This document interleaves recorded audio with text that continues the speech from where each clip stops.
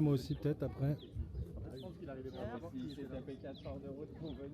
Ben, le but de ce message, c'est de montrer qu'il y a un G7 qui va se réunir en mettant pas à l'ordre du jour, à la demande de Donald Trump, des sujets qui sont pourtant des sujets absolument cruciaux, les droits humains, les questions d'égalité femmes-hommes, évidemment le climat. Une des années qui va encore être la plus chaude, de la plus chaude, de la plus chaude. On ne parle pas de climat au G7 et ça nous scandalise.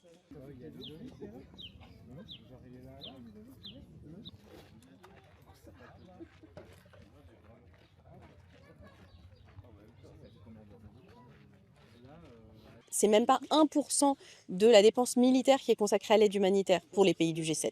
Donc c'est inadmissible. En fait, les populations civiles sont mises de côté, sont méprisées et sont en souffrance, que ce soit à Gaza, au Liban et en Iran, évidemment. Donc on ne peut pas accepter la situation telle qu'elle est. Et on est là aussi pour mettre la lumière sur ce scandale réel qui se déroule jour après jour. Parce que dans le même temps, les multimilliardaires du pétrole ont gagné 300 millions de dollars par jour depuis le début de la guerre contre l'Iran. Donc il y a quelque chose d'immensément hypocrite, injuste et que nous ne pouvons pas admettre.